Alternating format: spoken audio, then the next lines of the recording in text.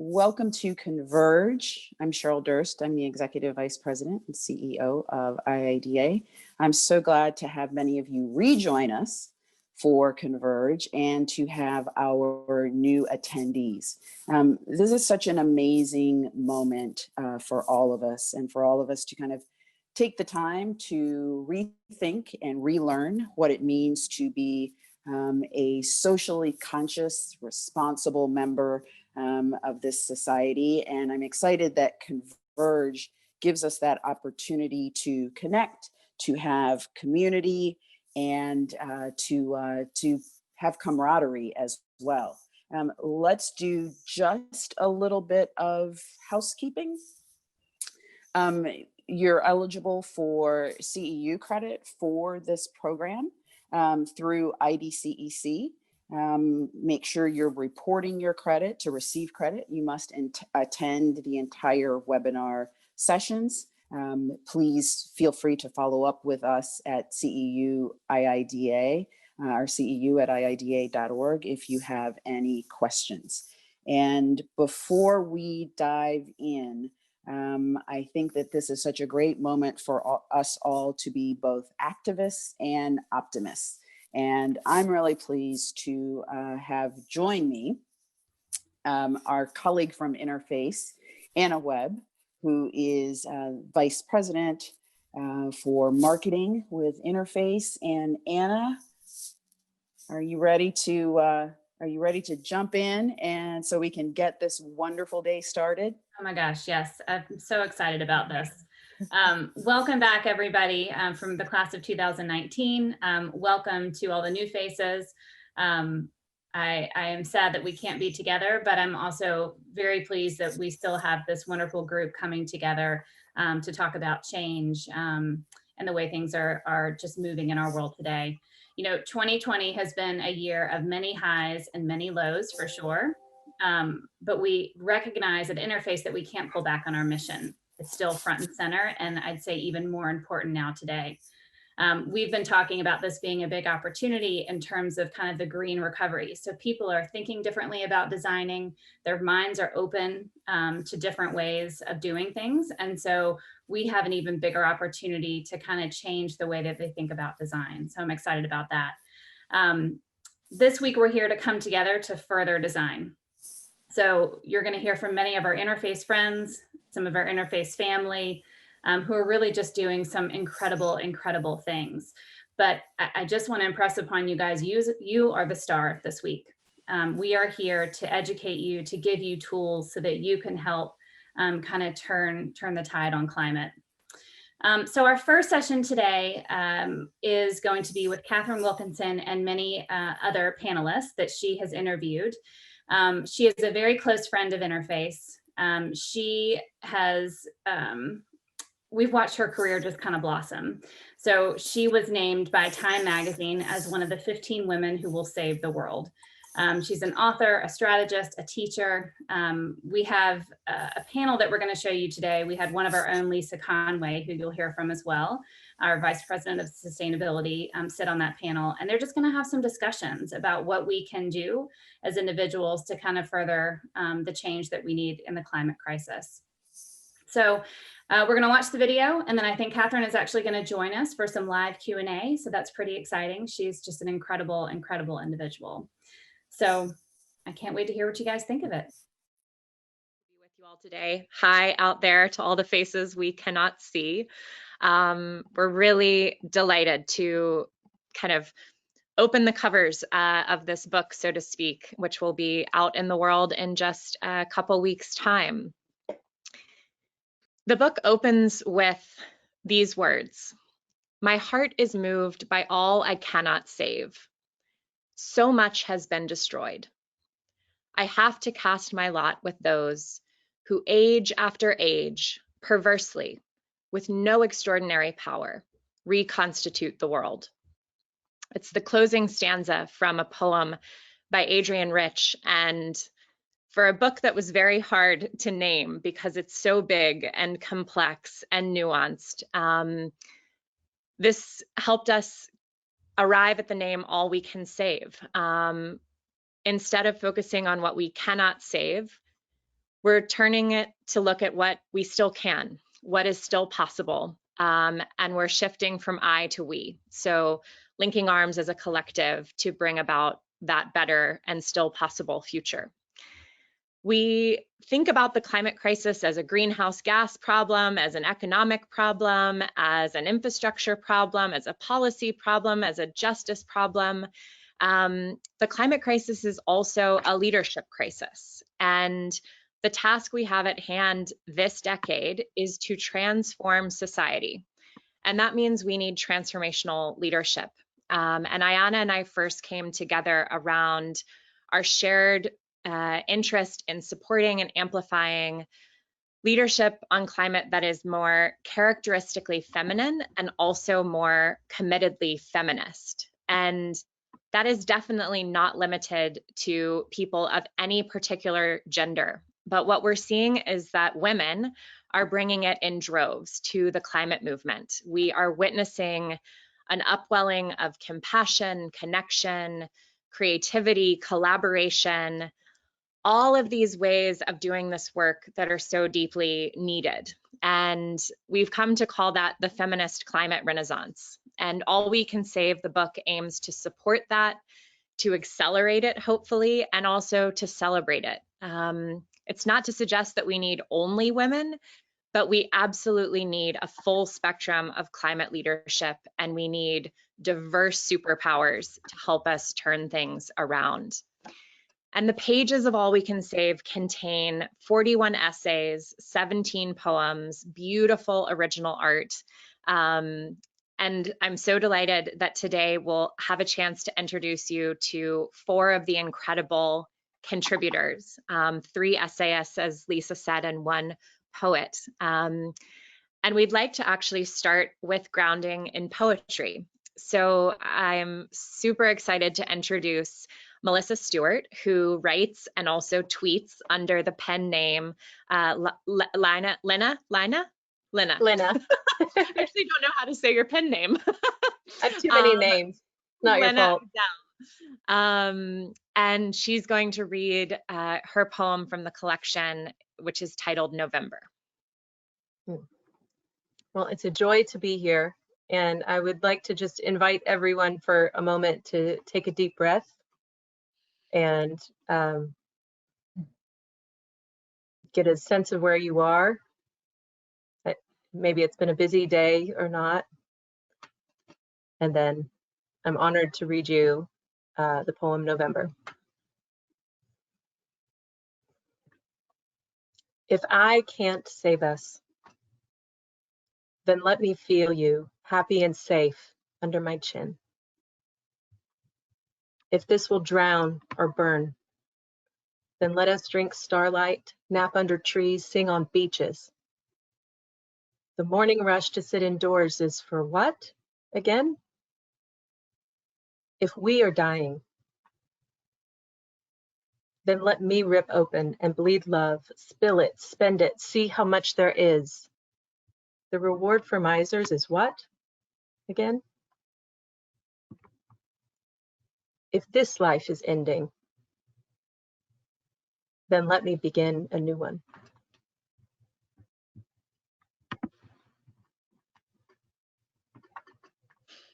Thank you, Melissa.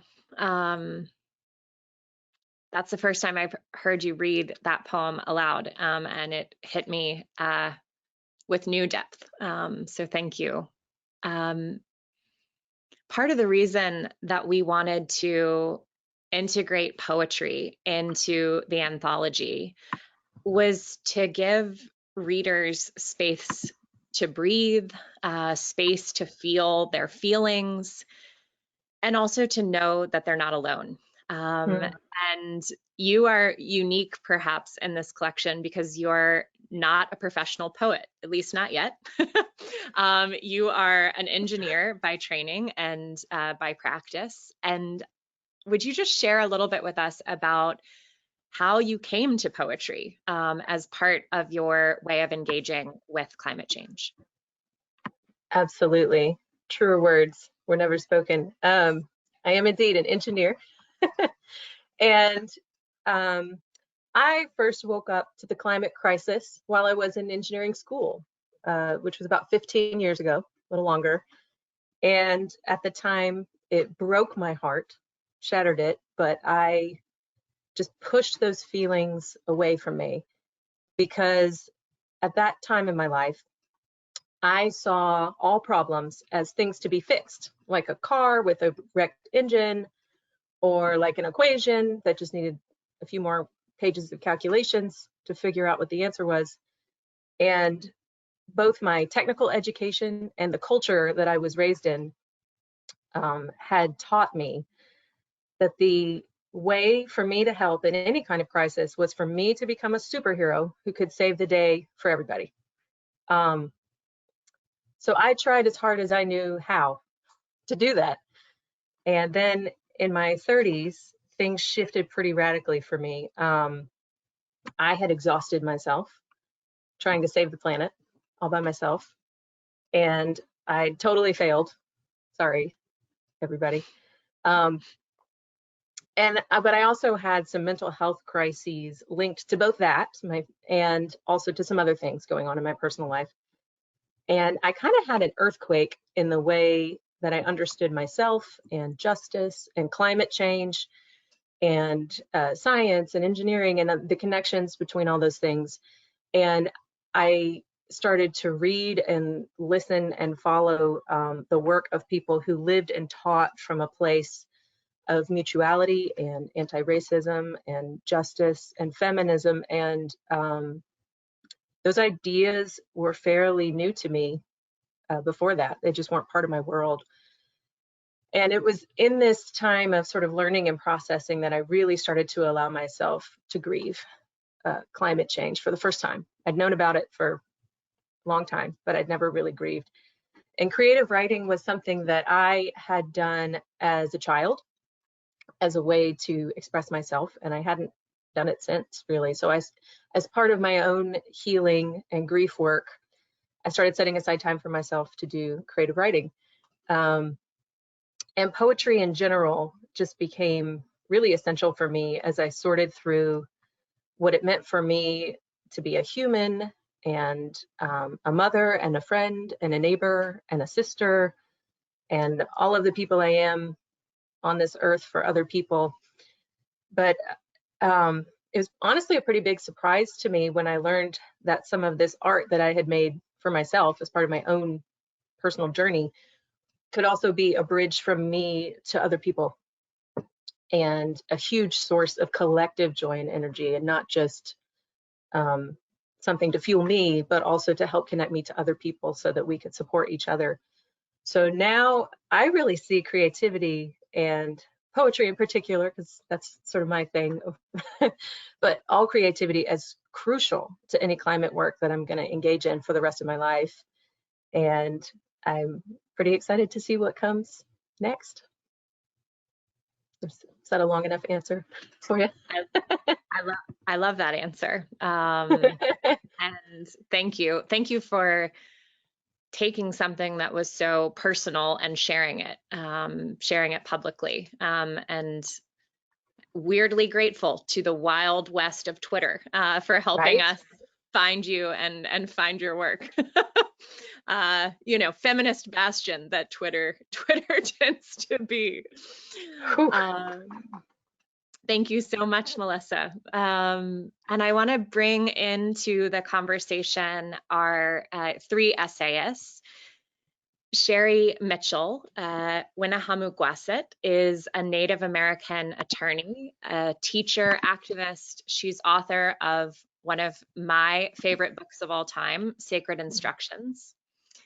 Heather McTeer-Toney is National Field Director for Moms Clean Air Force. She's got the sign in the back, which I love.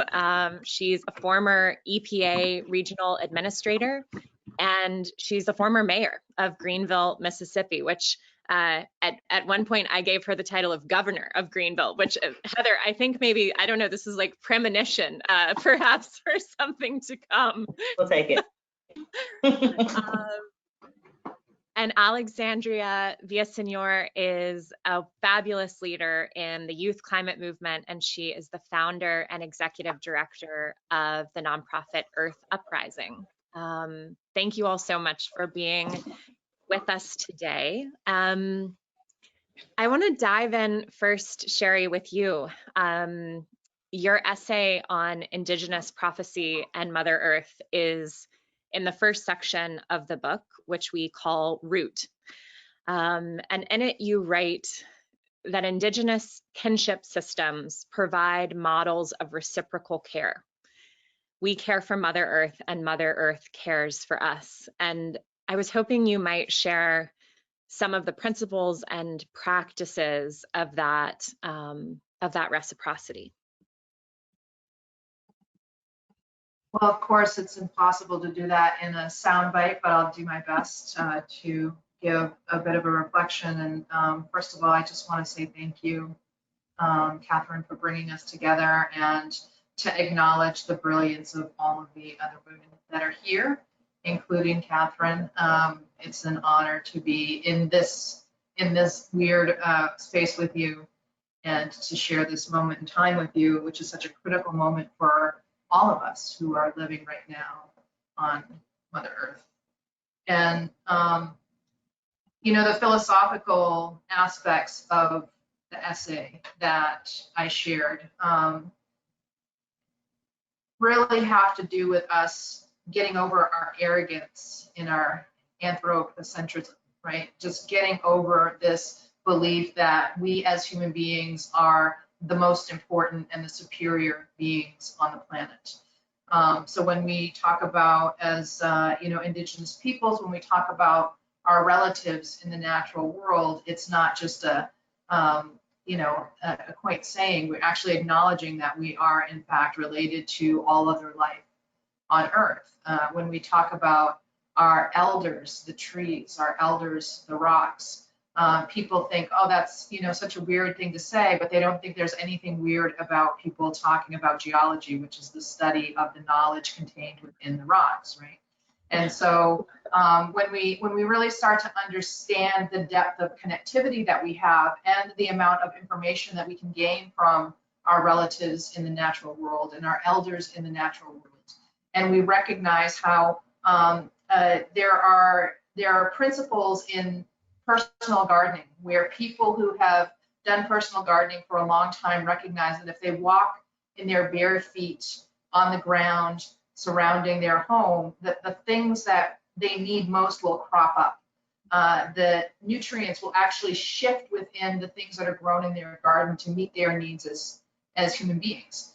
So the natural world kind of rises up to meet the needs that we have as human beings, and we discount the wisdom that the natural world has. And so it's really just about recognizing and acknowledging that wisdom. Because when we talk about what's a hot topic right now, which is traditional ecological knowledge, traditional indigenous knowledge, scientists are scurrying now to work with indigenous people around the world because of the massive and very rapid onslaught of climate change impacts, primarily in areas that are occupied by indigenous peoples, looking at how have indigenous peoples been able to read and then adapt within their ecosystems over millennia. And so that when we talk about that knowledge, what we're talking about is we're talking about millennia's worth of data on geology, on the ecosystems that are there, the watersheds that are there, the flora, the fauna, how it all interacts, and what's required to maintain its health and biodiversity. And so the aspects of understanding that reciprocity is really about being able to let go of bias around language and bias around perceptions of various peoples, and recognizing the wealth of knowledge and the wealth of information that the tree people can share with us, and the rock people can share with us, and the beings of the soil can share with us, and the beings of the wind, and the beings of the water. And all of that information, you know, science has gone crazy over the fact that water may possibly contain consciousness and have memory. Trees actually talk to each other. And so these are things that we've been trying to communicate for millennia, right, as Indigenous peoples. And the fact that science is now starting to catch up with that, they're wanting to know what else is there that we can learn. And what we can learn is we can learn how to live in relationship with one another. We can learn how to honor our mother, right? That voice of the feminine that comes from Mother Earth that's constantly teaching us. That's what's been missing out of the discussions around climate change, because the mothers are the ones who are the cultivators of life. The mothers are the ones who are the preservers of life, the nurturers of life, the protectors of life. And when you have a stripping away of the voices of those women, the mothers and the aunties and the grandmas, then all life is at peril. And this is where we're sitting right now. So having the inclusion of that wisdom of Mother Earth and all of our other relatives in the natural world, but also the rising up of the voices of the matriarchs at this time is critically important for our survival on the planet. Thank you, Sherry. I feel so grateful. One of the things that I think about really often that I've learned from you is about the notion of enough, and Alabezu and Mama Bezu. Would you just say a few words about those concepts? Yes.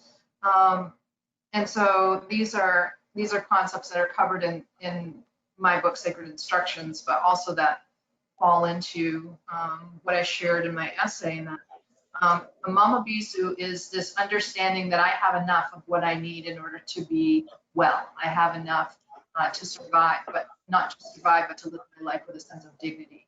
I have enough for me to be grounded and have a sense of safety that's strong enough for the creative intelligence within me to rise up and to be able to be present and available for everyone else around me. And so Alabezu is a transference of that sense of enoughness to everyone in the community. Does everyone have enough? You know, looking around, does everyone have enough to live their lives with dignity?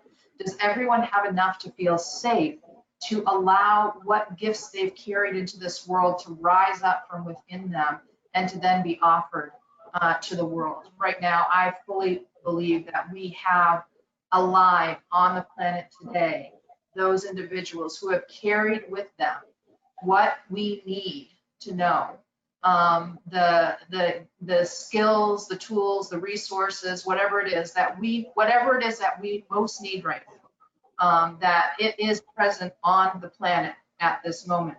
And what we need to do is we need to make sure that people are living their lives with enough, right? Mama Bezu and Alabezu, that they have this sense of dignity that allows for whatever gifts they've carried into this world to be shared, because the inequity and the injustice that's tied to all of these movements that are, have been rising up for some of us for centuries, and others, we're all operating at different times of day, right? I feel like it's 11:59 p.m. for me, and some people it's 12:01 a.m. for them. They're just waking up, right? And so we're all operating at these different times of day. And so we have to think about what in that span of this day that we're all living in, where everybody else is situated, what can we do personally to ensure that the one carrying the most critical bit of information that the world needs right now has Alabezu, Mama Bezu, that they have this space, this sense of enough, like, to allow them to, so that what's within them can rise up and be shared. I think it's really critically important for us at this time to do everything that we can to make sure that the injustice that we're facing, not only the injustice of climate change itself, which many marginalized communities have been calling out, sounding the alarm on climate change for a very, very long time and have been ignored. The injustice in that is the silencing of those voices, of the marginalized voices, the minority populations, which is quickly changing on a global scale. But to be willing to pause and to listen to those who have been receiving the largest and the most significant impacts for the longest period of time, and to give them the space that they need to provide the information and the knowledge that they have that's both observational and experiential in regard to the crisis that we're currently facing. Yeah. That actually transitions so beautifully to Heather, your essay, which draws very much on ancestral wisdom, on community ways of knowing. And as a fellow Southerner, I absolutely love the title of your essay, which is "Collards Are Just as Good as Kale." And it's a lighthearted title, but you use that line to make quite a serious point in the advocate section of the book. Would you unpack the title a bit and tell us what some of the thinking is behind that? Yeah, sure. Well, and thanks, Catherine, and to all of you. It's always wonderful just to have these conversations amongst ourselves and share them and talk about, you know, why this is such an important read, and especially for this time. And when I was writing this piece, I was in the middle of also dealing with how imagery of African Americans and environment constantly show up, and dealing with stereotypes that are often associated with what environmentalism looks like. And it's always been through this lens of whiteness and singularity. And it wasn't speaking to the experiences of people that I knew. And so I had been in the grocery store one day, and, you know, you see all this stuff for kale and vegan and crunchy kale. But I'm from Mississippi. And I love a good collard green. In fact, you know, the epitome of determining of whether you can or cannot cook is based upon how well you can cook your collard greens. And I just had this moment. I was like, kale is not the only healthy, dark, leafy green out here. Collard greens are very closely associated with not only Southern heritage, but Black folks. And it speaks to community, it speaks to cooking, it speaks to love. You know how much someone cares for you when they, you know, pour all of that love into making a collard green.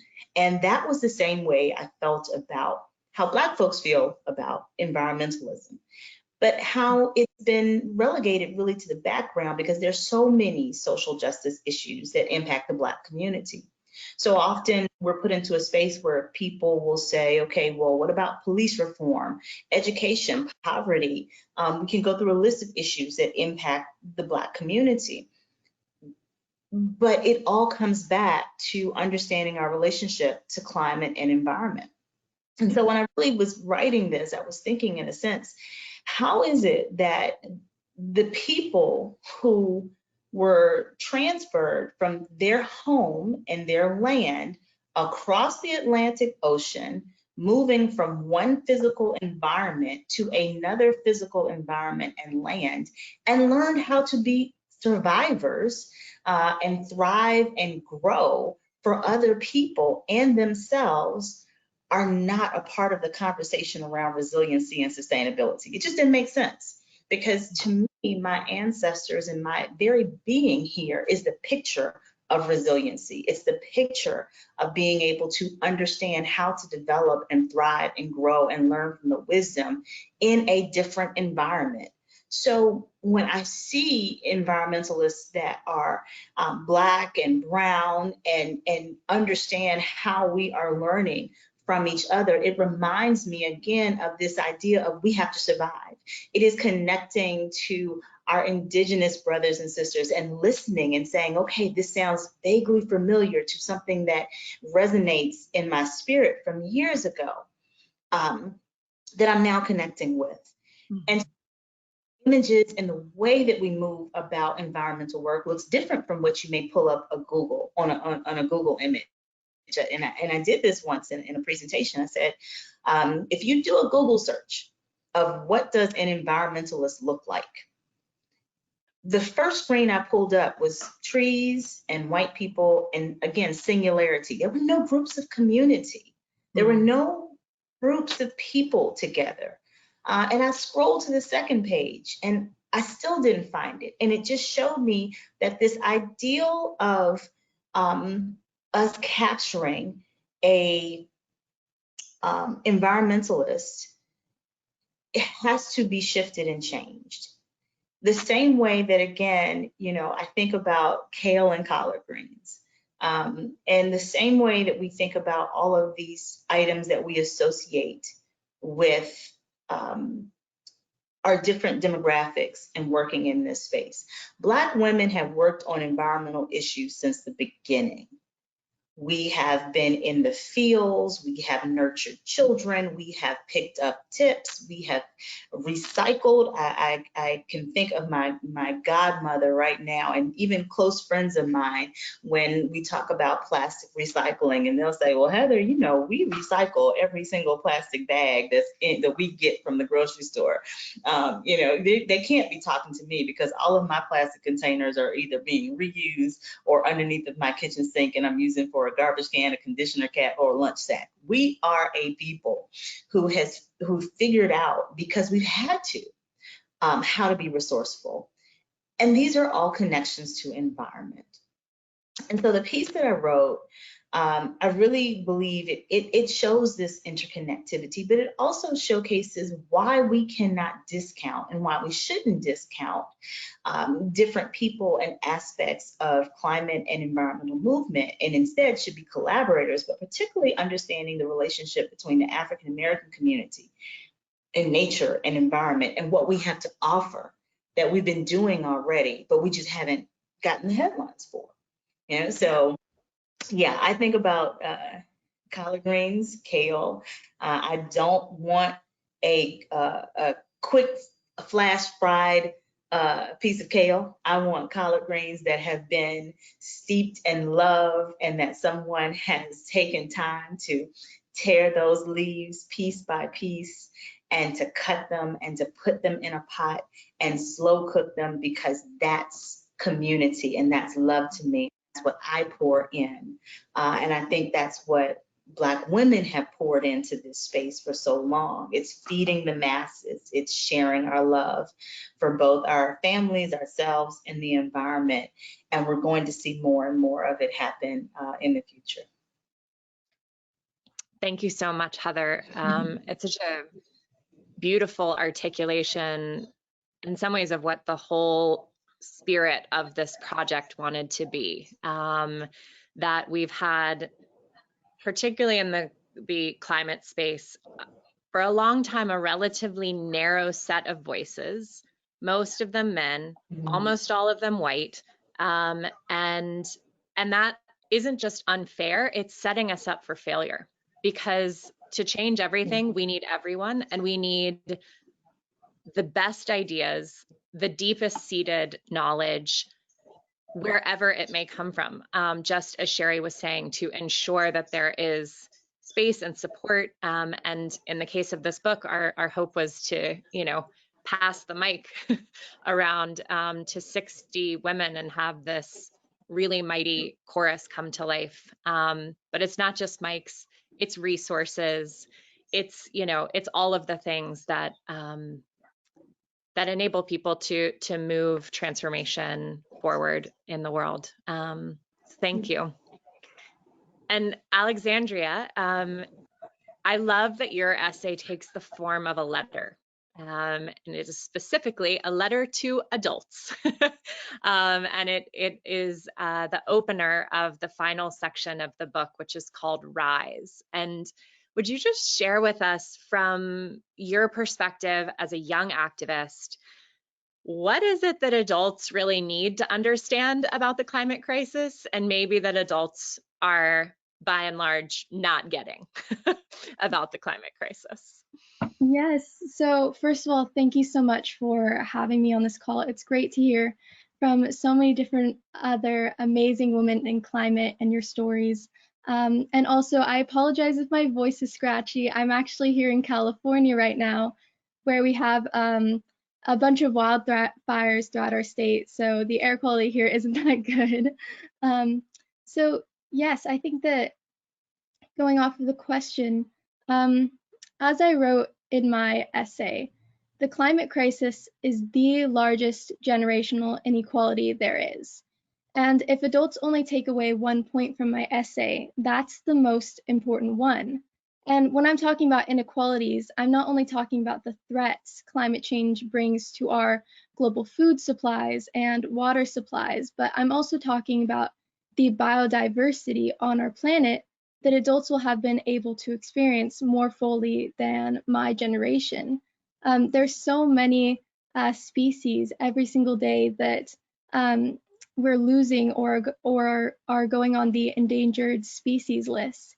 Here in California, one thing that I always looked forward to at this time of year was the monarch butterflies. But recently, in the past couple of years, monarch butterflies, the population has gone down so much more.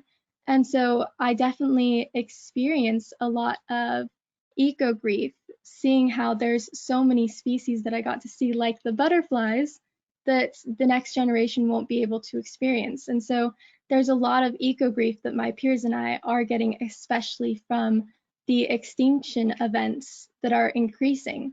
I also talk about the extinction crisis in my essay as well.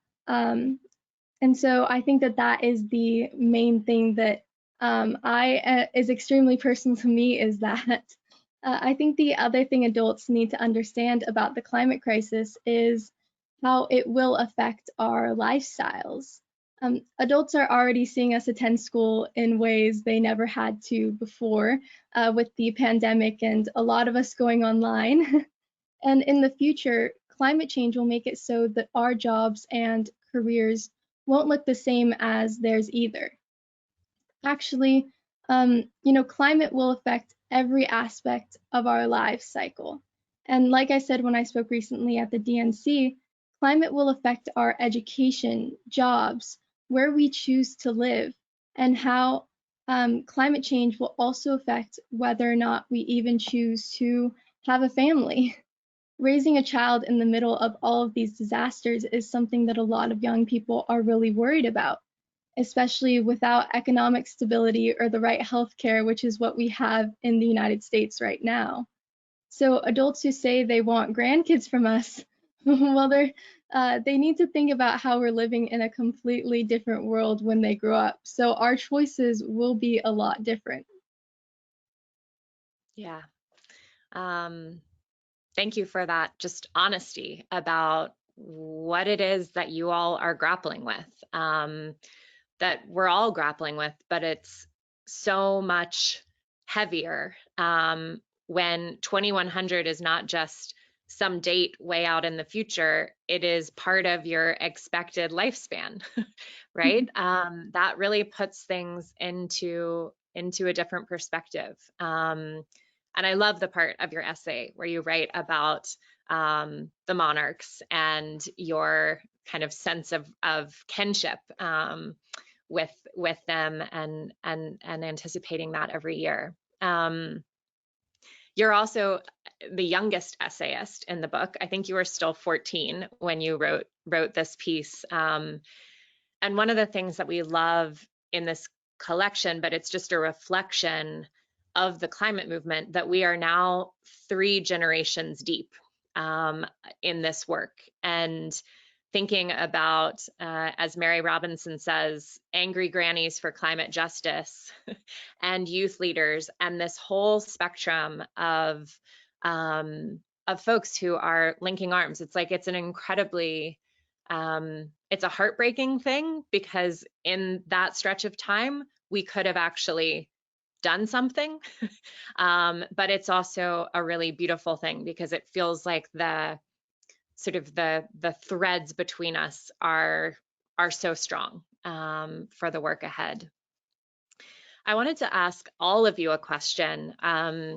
The person who first discovered that carbon dioxide would lead to planetary warming was a woman named Eunice Newton Foote, and she discovered this in 1856. And she was largely forgotten until about a decade ago. And a few years after she did her experiments and published them, an Irish physicist named John Tyndall did similar work and is considered the grandfather of climate science. Interesting thing about Eunice is that she was also a signatory to the Seneca Falls Declaration, which was drafted during the first women's rights convention in the US, signed also by her husband, Elisha, but also Frederick Douglass, Elizabeth Cady Stanton. So Ayanna and I like to think about Eunice Newton Foote as the first climate feminist. There was a grumpy man on Twitter yesterday who was like, what in the world is a climate feminist? So I'm curious if this is a term that means anything to you, if you think of yourself that way, and if so, what does that identity mean? And we can start with anyone who's feeling moved.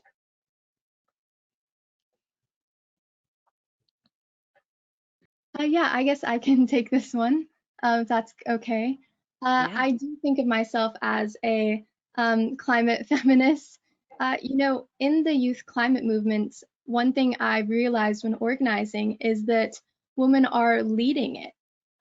In wondering why this is, I ended up learning that women are disproportionately affected by the climate crisis because women are responsible for over half of the world's food production, in which climate change, which is internal due to climate change. And in developing countries, women are responsible for collecting water in over 70% of households and therefore more susceptible to floods and droughts.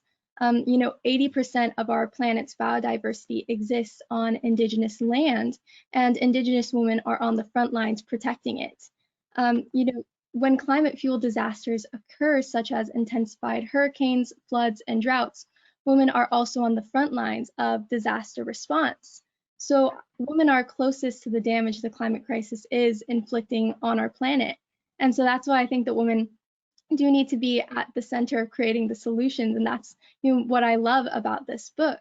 And so I think that every woman who's doing something and taking a stand, I view them as a climate feminist. And Catherine, I can jump in. I was so excited when I saw on Twitter you all dubbed the term climate squad. It's like, yes, I'm in the climate squad. I feel that. I thought that was the best term ever. # climate squad. But you know, it's amazing to me. Sometimes we think of this. We do the work because Black women have been about getting the work done.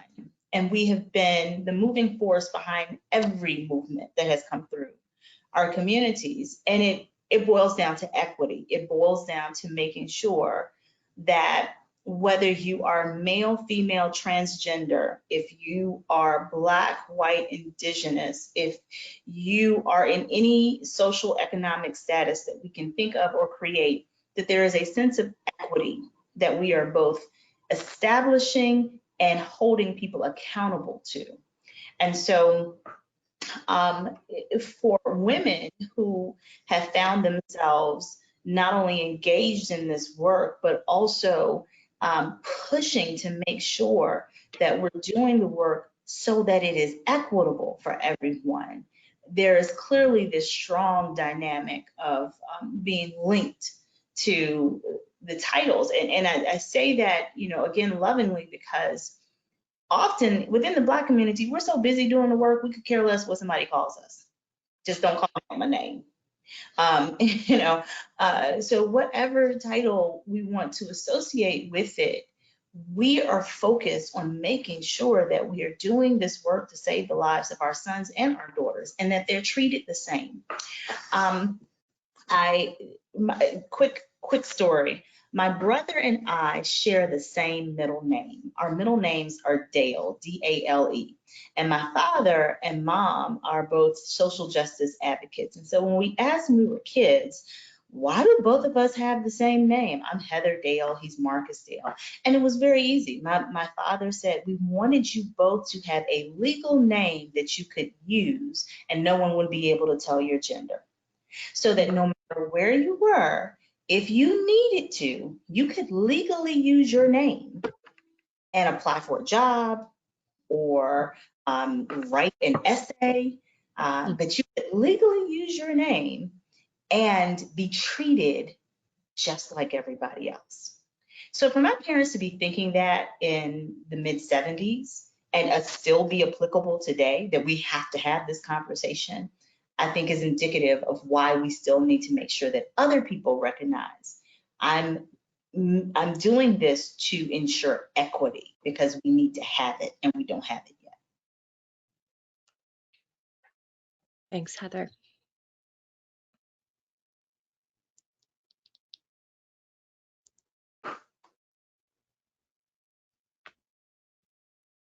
Sherry, are you maybe muted?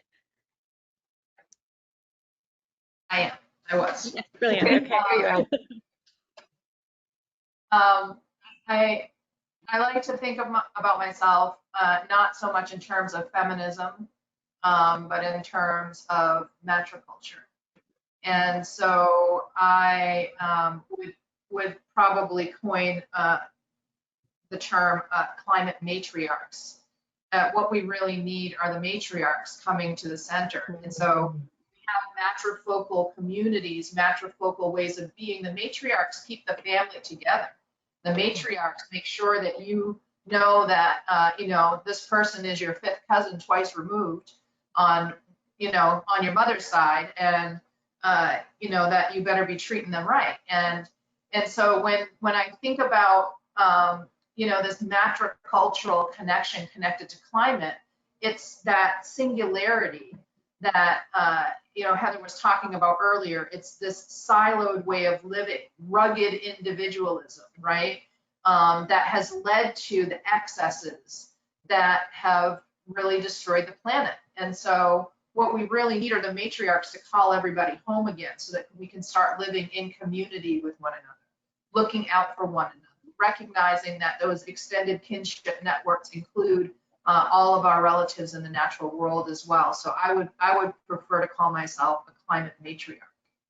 So.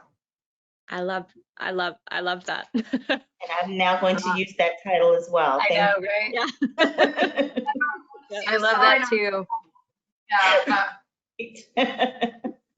I love that too. So my answer to the original question is just absolutely, I consider myself a climate feminist, and now I am very excited about climate matriarch because, my limited experience has been that I've run with the climate patriarchs. And if that was going to work, it would have worked by now. And also, it just about destroyed me. And it's sort of it's a very patriarchal way for me to put it in terms of like just cold strategy, but like just strategically, it's not going to get us there. And if we don't move into this matriarchal understanding of caring and connecting with each other, we're just going to continue down this same path of people trying to dominate and grab for power. And I've known in the environmental engineering, I've known a lot of environmentalists. And when you're operating in that system, as I did, because I didn't really understand what was going on, is that you try to exert sort of the same power and dominance and wealth building and things like that. And you're like, well, I'm going to use it to save the planet though. So it's going to be okay. But you can't use the same tools that have destroyed everything to fix society. So it's not the cleanest answer, but I am also all for climate matriarchy. That sounds excellent to me. Melissa, I think that your next book of poetry or your first published book of poetry should be Women Who Have Run with Climate Patriarchs, a Cautionary Tale. A cautionary tale. A cautionary tale. Yes. Oh, I remember something else I was going to say. I'll be quick, I promise. I was raised in a very white supremacist and misogynist religious system. And as I moved out of that, I thought I had left those forces behind me by moving out of this small sort of religious community that I was in. And then I learned, no, it was still inside me, and it was also everywhere. which is probably very obvious to most people, but for me, that was a big deal. So the common thread of communities and movements and relationships that I've had in my life that have been healing is feminism and matriarchy. So I'm fully embracing of that. I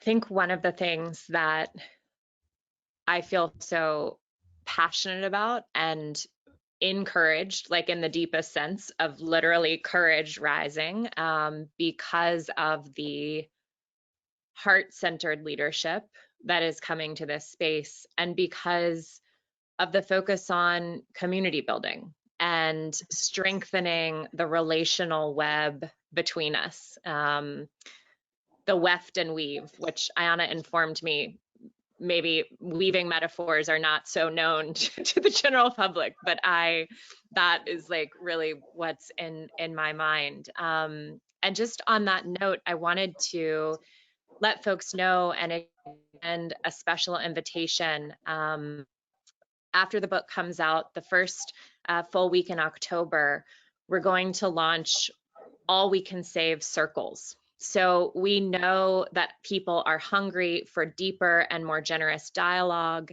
for community building, and we hope this book can be a catalyst for that. So circles will be self-organized small groups who read the book together over the course of 10 weeks this autumn, and have space to ask some of those bigger, generous questions, and to strengthen the community in this work, both for those like the contributors on this session who have been in the work for a long time, and maybe those who are just joining, who are just stepping off the sidelines, and into the movement. So for anyone who wants more details about that, or the rest of the amazing contributors in this book, our website is allwecansave.earth, and you can find lots of great information there.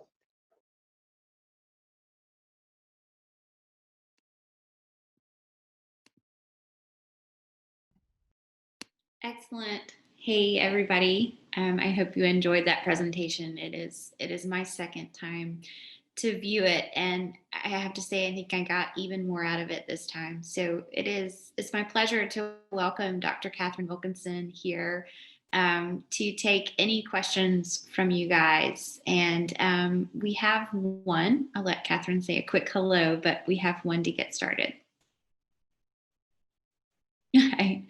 All right, so there have been many talks about bringing back ancestral knowledge to the forefront of sustainable solutions.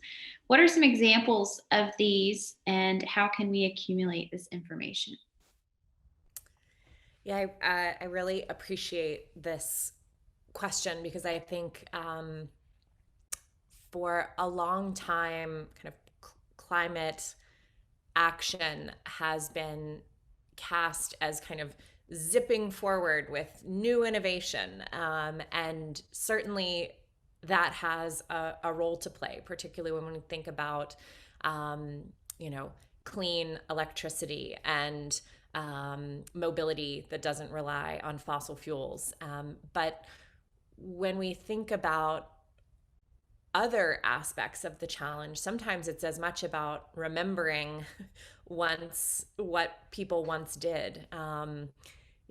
Regenerative farming was probably just called farming at one point, right? Before kind of the industrialization of agriculture. So, I think for me, it's been really interesting to think about that kind of ancestral knowledge, both in terms of like my own family, but also in terms of kind of the bioregion that I am a part of, and who the original peoples of that place were.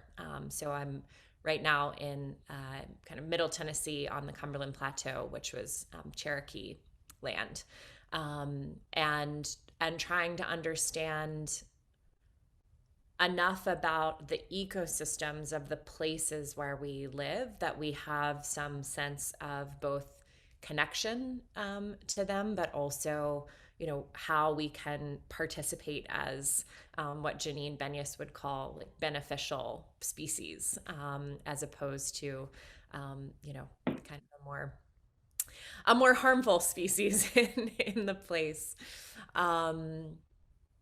Yeah, I think we're still figuring this out in some sense, particularly those of us who have kind of colonial lineages, right? We are sort of de-indigenized people. So, for me, for example, that's like, well, what were my people doing in Ireland before they came here? And are there sort of things that that it's possible to learn that maybe were kind of lost somewhere along the way?